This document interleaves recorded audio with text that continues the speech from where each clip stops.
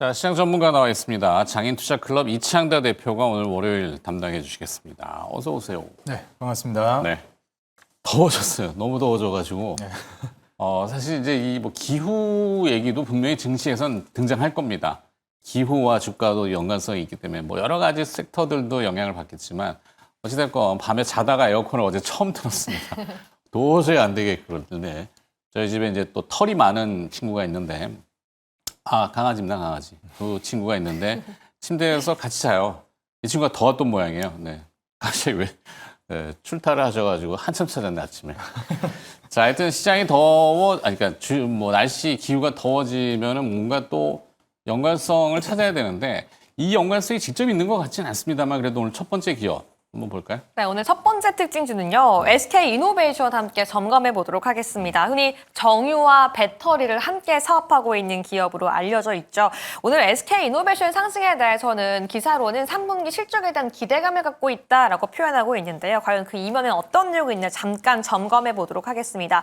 3분기 수익성이 큰 폭으로 개선이 될 것이다라고 기대하면서 하반기에 반등할 수 있다라고 전망하고 있고요. 여기가 덧붙여서 메리츠에서는 조단위 유동성을 공급을 추진하고 있는 모습까지 확인되고 있습니다. SK그룹 차원에서는 그룹 차원의 AI 전략까지 열심히 밀고 있는 현 상황 속에서 특히 정제 마진의 상승 추이까지 함께 확인되고 있는데요. 과연 SK이노베이션 현 시점에서 그 상승하고 있는 이유와 향후 대응 전략 함께 세워보겠습니다. 네. 자, 이창대 대표의 생각은 어떠세요? 하반기 실적 회복 기대감. 상반기까지는 엉망이었는데 뭐 주가가 어떻게 되는지 별로 이렇게 관심이 많이 가는 섹터는 아니잖아요. 그렇죠. 일반 B2C 아까 뭐 경기, 뭐 날씨 하고 직접 연관성이 모르겠어요. 찾자면 또 찾을 수도 있는 것 같은데 풀어볼까요? 네, 일단 뭐 SK이노베이션도 마찬가지고 우리가 그 정제 마진 노리는 회사들이라든지 그 다음에 이제 경기 민감 업종으로 평가되는 종목들, 뭐 에너지 종목들 이런 쪽들은 아무래도 화학도 마찬가지고 배터리도 그런데 연말 정도부터는 좀 움직임이 나올 거라고 보고 있어요. 이게 사실 우리가 그 여름 되면은 여름 휴가 시즌이라 그래서 증시가 매번 그렇게 힘을 좀 잘 쓰지는 못합니다. 드라이빙 시즌? 네. 휴가 시즌? 그래서 솔직히 이제 올해 상반기에는 좀 괜찮았잖아요, 증시가. 네. 그래가지고 이 상반기에는 증시가 좀 괜찮은 그 이후에 숨고르기가 한번 좀 필요하다 싶은 시점이었는데 마침 또 이제 이 여름 무더위가 찾아오는 시기입니다. 그래서 항상 여름 때마다 이제 증시 더위 먹는다 이런 얘기 매번 하거든요. 네. 그래서 이번에도 좀 그런 형상이 벌어지면서 쉬어가는 패턴이 나오고 있는 것 같고요.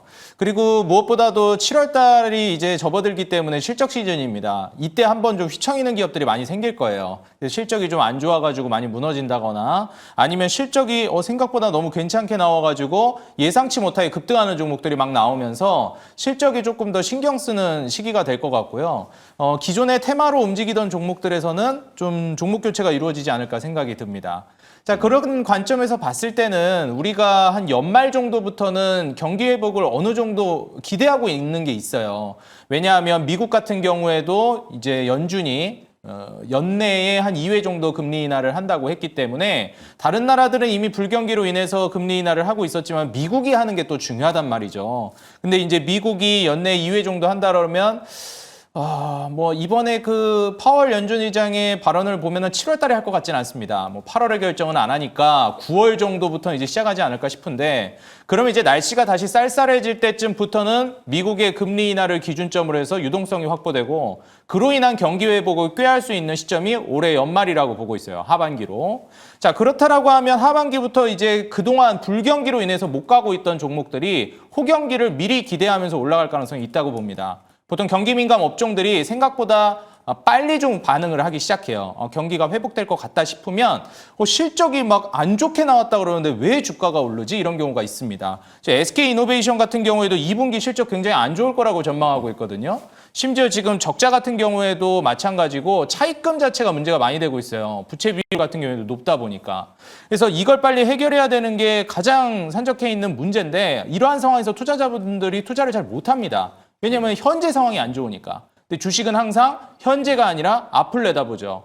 그래서 앞으로 이제 하반기에 화학이라든지 배터리라든지 자동차라든지 경기에 이제 민감하게 반응하는 업종들이 선제적으로 스마트머니들이 들어오면서 바닥치고 올라갈 거라고 기대되고 있다고 보여져요. 네. 그럼 투자자분들은 좀 깜짝 놀라죠. 아니 지금 실적이 이렇게 안 좋고 상황이 이렇게 안 좋은데 왜 주가가 오르는 거야? 라고 이제 보면은 미래를 먼저 내다본다. 그래서 하반기를 내다보는 수급이 들어오고 있다라고 판단이 되고요. 만약에 내가 SK이노베이션뿐만 아니라 경기민감 업종, 뭐 자동차나 화학, 배터리, 특히나 배터리 쪽도 많이 관심 가지고 계시잖아요. 이런 쪽을 투자하고 계시거나 뭐 추매할 계획이거나 만약에 매수하고 싶다 하시는 분들은 지금은 만약에 매수를 시작하신다 그러면은 좀 조금씩 매집하는 관점으로 진행하시는 게 좋을 것 같고, 본격적으로 투자를 들어가겠다 하시면은 연말 정도부터 날씨가 다시 쌀쌀해지면서 추석 연휴 끝나고부터가 저는 강세를 본격화하는 시점이라고 보고 있거든요. 그래서 그 지점부터 한번 본격적인 매수세를 들어가거나 지금부터 조금씩 저가 매수를 들어가거나 이렇게 한번 전략을 취해 보시는 게 좋을 것 같습니다. 네. 이 연사 이렇게 외치면서 뭐 웅변을 거의 이제 해주셔서 끼어들 자리가 없었어요. 그래서 가만히 듣고 있었는데 아무래도 오늘 반기 말이니까 뭐 그러니까 분기 배당, 반기 배당 네. 이거 하고 연관성인지는 잘 모르겠고, 그죠? 배당 얼마 주는지 잘 모르겠어요. SK 이노베이션이 많이 주나요? 좀 실적이 있어요. 그래도 뭐 남는 게 있어야. 지금은 좀 기대하기가 어려울 것 같습니다. 아닌가? 당장은. 그러니까 이제 이창대 대표가 얘기한 시클리칼이라고 하는 경기 순환이라는 구조로 주가는 경기에 선행한다가 이제 교과서적인 표현이거든요. 뭐 대충 뭐 한 6개월 정도? 그래서 6개월 후에는 좋아질 거야. 이거를 지금 당겨온다. 이런 개념을 이제 제시해 주셨어요. 네. 공감합니까? 네, 공감합니다. 그런데 저는 그렇다고 화학주를 쉽게 다 좋다라고 하는 거는 좀 우려스럽긴 한데 네. 그 안에서 SK이노베이션은 좋다라는 것에 그냥 공감을 하고 있어요. SK 이노베이션 잘 모르겠네요, 저는. 하여튼 그래서 투자 전략은 그러면은 저는 이제 아무래도 이번에 그 미국에서도 알래스카 프로젝트에 네. 대해서 이야기가 나오기 시작한 만큼 협상 전략으로 쓸 거라고 보거든요. 그래서 얼마 전에 그 남아공 대통령이랑도 협상할 때도 네. 그때 제가 한번 언급을 드렸었는데 이게 엄청나게 막 그 남아공의 인권 문제라든지 이런 것들을 통해서 압박을 가하다가 갑자기 이제 그 우리는 미국을 필요로 한다. 같이 에너지 협력했으면 좋겠다 하니까 어떻게 그리고 얼굴이 180도 사람이 바뀌어 버리는지 누가? 트럼프가요. 트럼프 대통령이. 네, 그러니까 그 말을 듣고 싶었던 거예요. 네. 같이 인프라 협력하자, 인프라 사업하자. 그리고 이제 이번이 아니죠. 그 우크라이나랑도 협상할 때 에너지 개발 관련해서도 우선권을 달라고 했죠. 네. 그래서 이러한 포인트를 좀 봤을 때는 한국이나 일본과도 마찬가지로 이번에 상당한 압박을 가할 걸로 봅니다. 이제 한미 그 외교를 할 때도. 그러면서 이제 딜을 하는 게 알래스카 프로젝트 빨리 하자. 네. 이런 쪽으로 저는 갈 가능성이 높다고 봐서 SK이노베이션이 또 대표적인 수혜주잖아요. 그래서 거기에 테마성까지 곁들여지면서 한번 움직임이 나오지 않을까 기대됩니다. 네. 주가가 많이 떨어졌었긴 했네요. 근데 5월 달에 이제 저점하고 6월에 좀 오르고 이제 6월 말 뭐 내일 7월 초까지 되는데 일단은 오르긴 했는데 많이 오르는 것 같지는 않고 위에서 떨어진 부분이 커서 기술적인 부분은 뭐 12만 원에서 고 13만 원 사이 매물은 좀 촘촘한 것 같아요. 맞습니다. 그죠? 오늘이 얼마야? 11만 5천 원? 그러면 만약에 김유정 아나운서가 동의해서 매매를 개입한다면은 어느 정도 가격이면? 사실 지금 매수해도 괜찮을 것 같아요. 사실 시장이 관심을 가졌나 기억이 안 나는데 한 달 전에 네. LG화학하고 롯데케미칼이랑 구조조정을 한다라는 기사가 나왔었잖아요. 결국 석유화학 업비가 긍정적이지 않은데 구조조정을 통해서 뭔가 개선을 하려고 하는 의지가 나타나고 있고 원래 NCC 기반으로 납자를 만들어내고 플라스틱을 뽑아내는 과정을 하고 있잖아요. 네. 근데 지금 사실 한국 같은 경우에는 직접 석유를 수출하고 있는 기업이 아니라서 천연가스나 직접 석탄에서 이 플라스틱을 뽑아내는 중동이나 중국에 비해서 굉장히 단가가 경쟁력이 없었거든요. 근데 SK그룹이 가장 먼저 우리는 NCC가 아니라 ARC 기반으로 플라스틱을 뽑아낼게요. 경쟁력을 만들게요. 라고 한 점이 있어서 AI?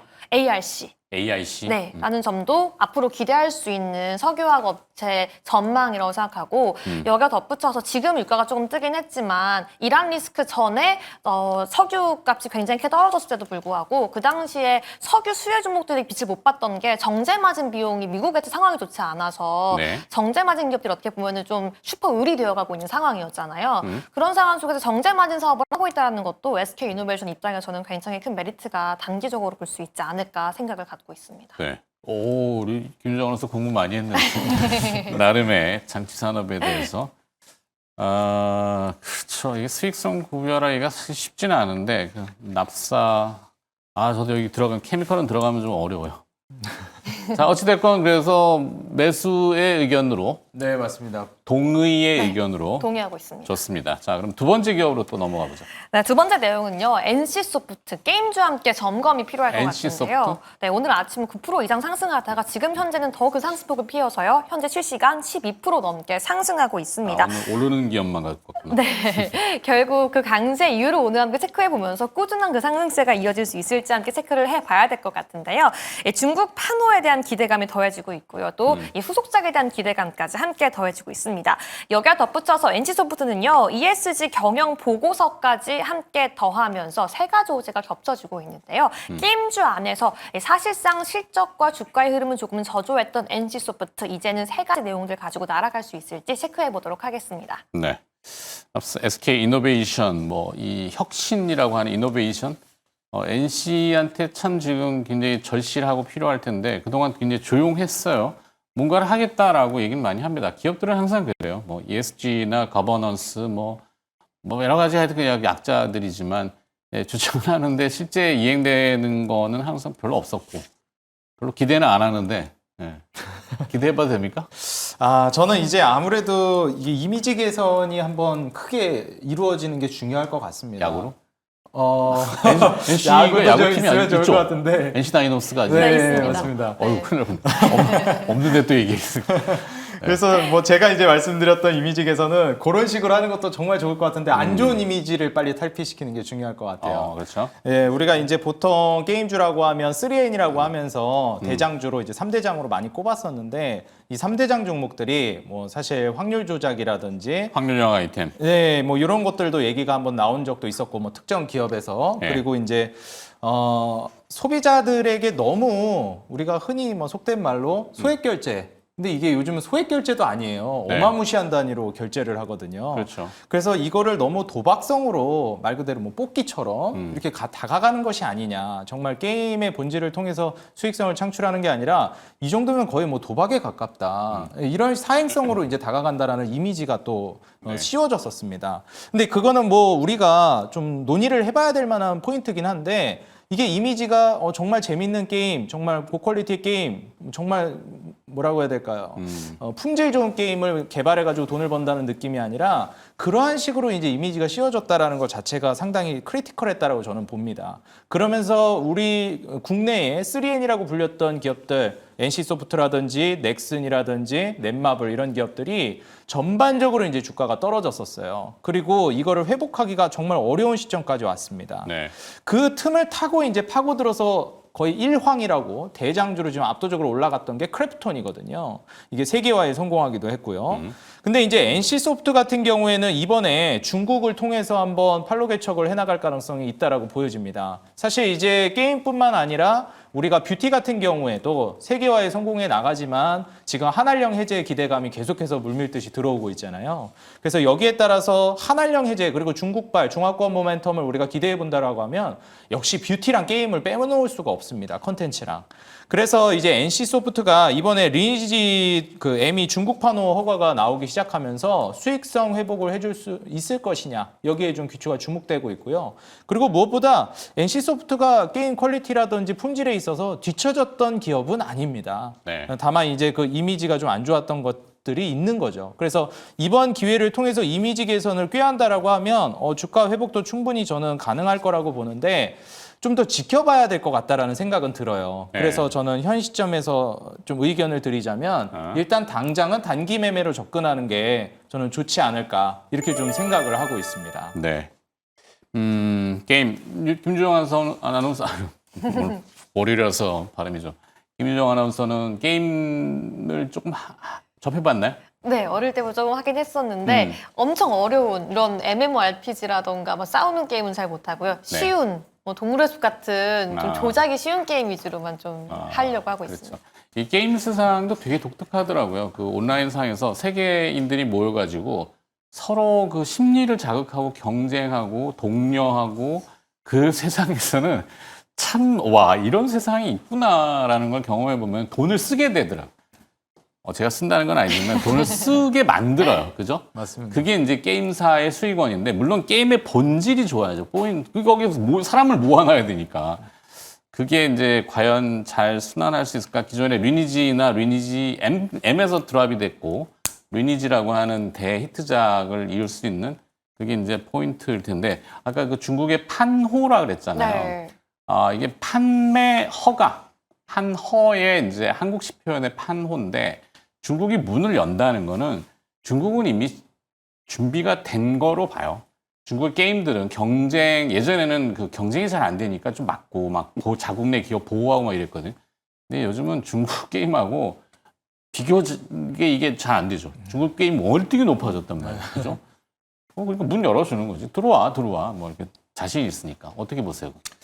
일단 이제 중국이 정말 예전과 위상이 많이 달라졌다라는 것도 한몫하는 것 같고요. 네. 또 트럼프와 이 1기 정부랑 2기 정부 넘어오면서 계속 그 협의를 잘 장기간에 걸쳐가지고 진행하고 나서 좀 판호가 아니죠. 문호를 개방한 게 아닌가. 좀 이렇게도 좀 생각이 듭니다. 사실 이제 트럼프가 그 1기 정부 때 처음 당선이 됐을 때 중국이랑 그 무역 전쟁을 시작했었는데 그때 당시에도 이제 미국 정부 그때 당시 이제 트럼프 정권에서 요구했던 포인트가 결국에는 골자는 이거였거든요. 문을 열어라. 네. 왜 너희만 자꾸 다른 나라 가서 돈 벌고 다른 나라가 너희 나라 가서 돈 벌려고 하면 못 벌게 하느냐. 제약을 거느냐. 공정하게 거래해라 이런 거였거든요. 그리고 실제로 미국이 원하는 것도 중국의 성장률이 높아지게 되면 언젠간 따라잡힐 수 있잖아요. 이 미국이 원하는 건 성장도 중요하지만 패권을 유지하는 게 중요하거든요. 그렇기 때문에 중국에 이제 해외 자본들이 들어가가지고 미국 자본이 들어간다든지 해서 중국이 성장하면 그만큼 성장을 미국이 같이 누려서 격차를 좁혀지지 않게끔 만드는 게 중요한데 중국 성장하는 거 오케이 대신 문 열어서 우리 자본 들어가는 거 인정해줘라. 이게 이제 2기 정부까지 이어졌고 그게 이제 합의에 도출되었다라고 저는 보여집니다. 그래서 그 과정 안에서 이제 중국이 문을 열기 시작했고 이게 만약에 다시 번복이 된다. 그러면은 또 역대급 뭐 무역 전쟁이니 관세 전쟁이니 시작되지 않을까 생각이 들어서 지금 같은 불경기에서는 중국이 좀 한 발 물러나면서 문호 개방하지 않을까. 저는 이렇게 생각하고 있습니다. 그래서 NC소프트는 매수 전략? 네, 맞습니다. 그 뭐 중국 문호 개방되면서 침투하기 시작하면 또 단기적으로도 괜찮지 않을까 생각됩니다. 알겠습니다. 여기까지 듣도록 하죠. 장인투자클럽 이창대 대표와 함께 증시 포인트 개장하고 1시간 흐른 다음에 두 가지 기업 짚어봤습니다. 오늘 고맙습니다. 네, 감사합니다. 네.